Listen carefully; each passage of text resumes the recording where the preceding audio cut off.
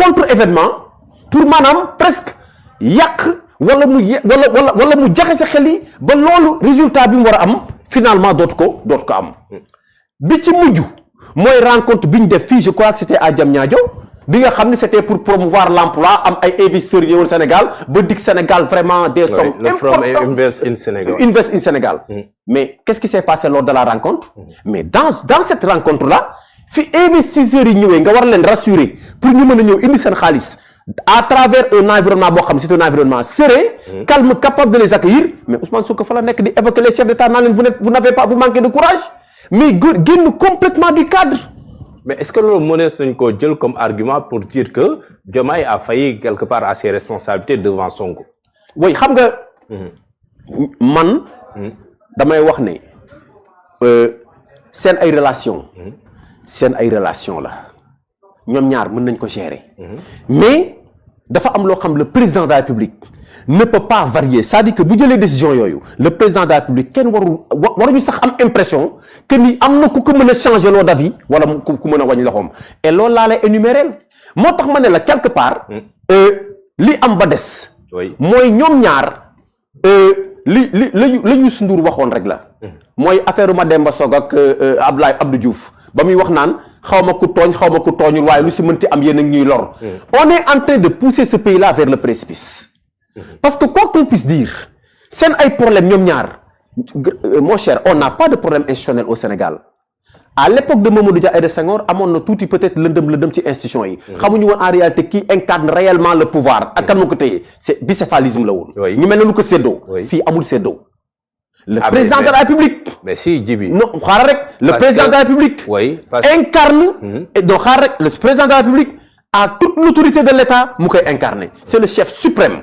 Le premier ministre dañ ko attaché au président de la République. Le premier ministre dafa nekk koo xam le président de la République moom moo koy nommer. Il peut le faire partir à tout moment. amul benn décret bu premier ministre jël. C'est le président de la République qui prend tous les décrets. C'est le président de la République qui donne mais qui décline sa politique, qui décline sa vision. Le premier ministre qui disent que sax moom dafa bañ a contresigner yenn décret yu président jël.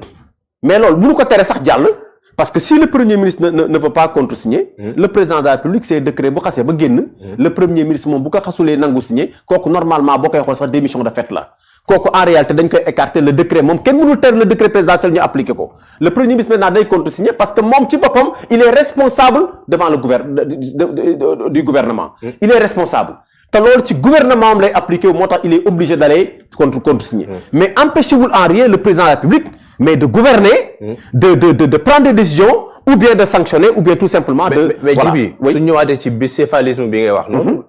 Effectivement am na fii ñaari mbir yu am. Oui. C'est-à-dire tey Ousmane Sonko. moom il a porté ki nga xamante moo di Bassirou Diomaye Faye en tant que candidat. Absolument. de Pastef et de la coalition Diomaye ba ñu fal ko.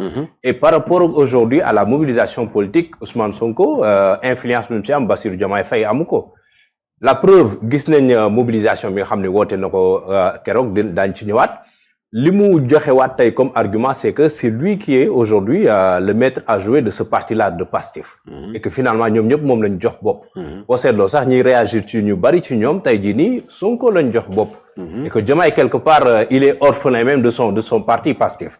Alors est-ce que cette dualité là tey nekkul di poser problème non seulement suñu institutions yi mais tamit nan lañ war a def pour rectifier le tir parce que comme ni nga ko waxee il y va aujourd'hui de l'intérêt de ces pays parce que ça dépasse les deux personnalités muy Sonko di Diomaye mais c'est le Sénégal qui est aujourd'hui en jeu. xam nga malheureusement les gens lorsqu'ils parlent on les écoute pas. Mais gis nga ku ne xamoon na ni il y a des choses qu'on ne peut plus pratiquer dans l'État am na loo xam ne mënutul nekk. On a toujours dit que ni président de la République mënul am kenn koo xam ni dafa tolloog moom dans le gouvernement. La preuve même au plan judiciaire da ngay dégg ñu naan la même bu amee ko am offense wala nga am loo wax Ousmane Sonko da ngay dégg ñu daw créer ñu benn article bu amul fenn naan la offense à une personne qui a une partie ou bien toutes les prérogatives du chef de l'État. Et c'est pas défini dans la Constitution. Non loolu amul. C'est-à-dire que on a mis aussi dans la tête des Sénégalais maanaam fexe ba dugal ci bopp nit ñi foo tuddee Bassirou Diomaye Faye da ngay tudd Ousmane Sonko mu nekk benn problème. parce que le président de la République. oui loolu lay jaay sénégalais à travers. beneen mooy Diomaye aussi. beneen bi. oui on a dit on s'est arrangé. ba nga xam ni daanaka yow le président de la République dañu jàpp ni fépp fu mu taxaw. te premier ministre ba taxawu fa. wala lépp lu mu wax te premier ministre bi àndu ca daanaka décision boobu kenn du ko nangu kenn du ko valider alors que dañuy fàttali ni c'est Diomaye Faye qui est élu. C'est Diomaye Faye qui est élu. C'est Diomaye Faye qui a juré. C'est Diomaye Faye qui va rendre compte. tey bu ñu doon haute trahison. oui Diomaye Faye la ñuy traduire haute trahison bu fekkee haute trahison am na Diomaye Faye la ñuy traduire haute trahison Ousmane Sonko kenn du ko traduire haute trahison. kon nga xam ni kon les responsabilités pèsent sur ses épaules. mais comment dans ces conditions là ngay toog di am premier ministre boo xam ni saa yoo waxee énuméraire xam nga léegi jox naa la fi ay quelques cas. yoo xam ni loo wax. mu génn fa ca des fii la Diomaye toog woote dialogue national vous vous en souvenez. oui ñun au RFA ñoo organisé woon contre dialogue. invité la classe politique opposition bi invité leen. si biir dialogue boobu mais Diomaye lan la fi waxoon on a des problèmes politiques et cetera il faut les résoudre Diomaye wax ni Sénégal dafa am ay problèmes politiques ba Ousmane Sonko lan la wax daf ko désavouer publiquement ne Sénégal amul benn problème politique Sénégal problème économique la am. c'était un désaveu vis-à-vis de Diomaye. loolu la yaa ngi koy fàttaliku. tout ça c'est des axes yoo xam ni sénégalais jëluñu ko en compte. kon nga xam ni conflit bi peut-être dafa feeñ tey. mais affaire bi nag mon frère yàgg na. et comment faire pour rectifier. maintenant. li am ba des mooy. il faut que opposition bi tamit calmé wu. l'opposition. waaw li ñu bëgg def nii ak ni ma déggee yenn voix yi ak ñenn ñu nekk Diomaye président il faut qu'il se calme xam nga lu tax. Diomaye na xam ne ñii ñi ko topp nii bëgguñu ko décret la ñu bëgg lu leer laa la wax. décret c'est-à-dire. décret nomination la ñu bëgg. ñenn ñi poste ba ñu nekk xeeb nañ ko ñu ngi bëgg a yéeg. te tant que waa Pastef fa du ñu falu muy benn ñeneen ñi ko topp fii may waxanteeg yow nii ña nga toog ci opposition bi jonkan buntu palais di xaar xuloo bi tàkk ñu mën a jël ñu ñëw récupérer booy bi parce que c'est des récupérateurs il faut le dire. Il y a des politiciens récupérateurs dans ce pays lu tàkk rek li ñuy wër ñeneen ñi ñu ngi nekk ay société civile ak yooyu ñenn ñi làqatu di xaar mu tàkk pour ñu def ko seen traite parce que ñoom seen traite mooy réew bu tàkk. ñeneen ñi ñu ngi fii si seen coalition boobu may dégg malheureusement ils n'ont pas été servis poste ba ñu joxe poste yi sëñ bi kenn joxu leen seen wàll. te xam nañ ni daanaka poste yi mag yi jeex nañu lu woykat ba waxoon ne jën yu mag yi jeex nañu yaa booy yee fi des.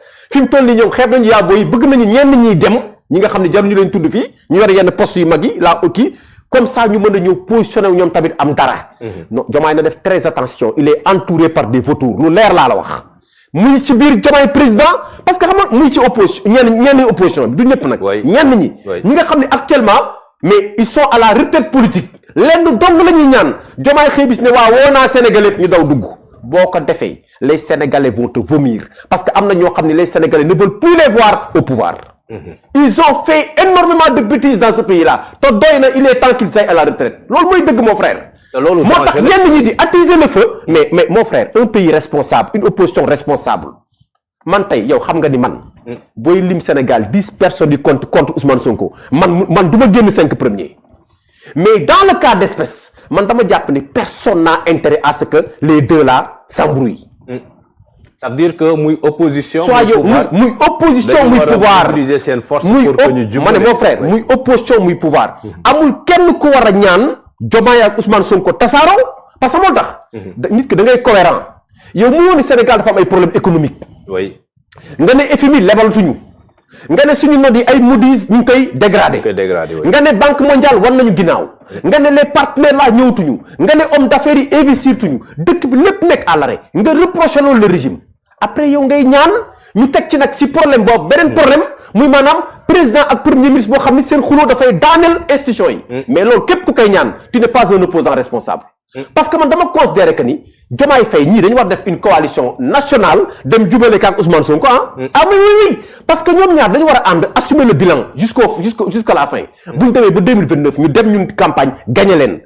jox Sénégalais proposition yi war leen ni on peut faire mieux que ces gens-là. parce que li ñu diggee woon respecté wuñ ko. mais qu'est-ce qui va se passer. dañu bëgg bëgg ay postes.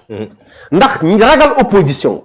ndax ragal peut-être parce que nag opposition dafa metti ragal endurer mais moo tax ñenn ñi di ñaan yàlla affaire bi yàqu léegi bu affaire bi yàqoo yow boo xoolee boo nekkul ministre nekk DG wala nga dem si ambassade wala nga dem ci beneen nomination pendant ce temps mais les Sénégalais souffrent te waxuloo ci le pays là a des difficultés économiques sans précédent moi je crois que aujourd'hui les gens qui sont autour de Diomaye Faye man dama naan Diomaye Faye na xippi ay bëtam tam xool am na suñu bëri ñoo xam ni muy biir coalition Diomaye muy dans l'opposition am na suñu bëri ñoo xam ni musuma leen gis ñu défendre Diomaye Faye sur un plateau de télévision journaliste nga wax ma kat si ñi di wax nii kan moo ci mës a génn défendre Diomaye a passé parfois des moments très difficiles où des gens le critiquaient où des gens sont montés au créneau di ko descendre etc wax ma si coalition Diomaye boobu Diomaye président boobu ay Abdourahmane Diouf fan la mës a génne défendre Diomaye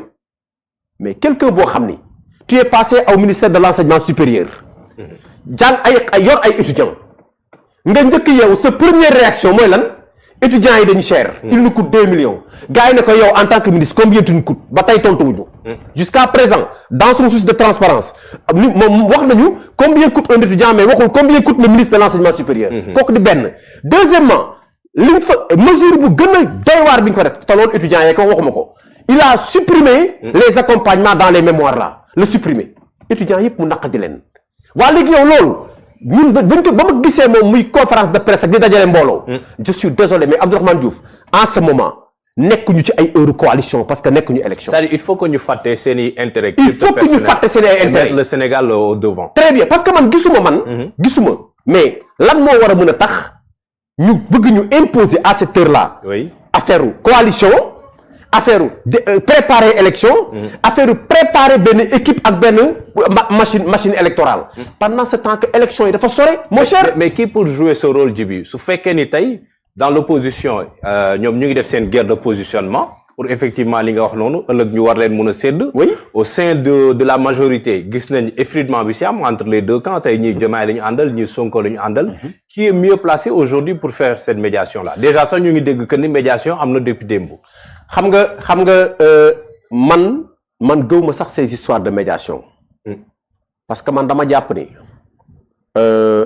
Pastef bu ñu amee tuuti intelligence war nañu xam ni ñi leen bëgg a jaxase ak ñi bëgg a fexe ba ñu ñàkk seen nguur gii sawaay jàppal ni il se transforme en ami mais boo koy xool ba ci biir c'est des ennemis dañ leen di nax parce que la réalité mooy dafa am ñoo xam ni ñii dañu ragal opposé wu ñii profité ci benn situation boo xam jàpp nañ ni ñoom ñaar bu ñu faree benn côté mën na fragiliser kële ñii jàpp ni Sénégal toll na foo xam ci ay difficultés mën nañu toog xaar affaire bi tàkk ñu ñëw récupérer tout ce qu'il y a comme gain politique ñii ñoo nekk si diggante bi te ce qu'il faut faire pour man au niveau de Pastef c'est pas une question de médiation dañu war a xoolante si bët waxante dëgg loolu kese la moo faire Diomaye day gouverner dañ koy bàyyi mu gouverner Ousmane Sonko est le premier ministre il gère la primature parce que munoo fexe ba ñu changer régime boobu ci diggante bi munoo fexe ba ñu changer constitution bi munoo fexe ba ñu changer formule Diomaye Faye représente le Sénégal partout dans le monde Ousmane Sonko doit être son premier ministre et rester très courtois respecter les textes respecter ses prérogatives ak yam ci périmètre bi nga xam ni constitution moom la ko jox tant que mi ngi foofu man dama jàpp ni mais waru am benn problème mais quant à nag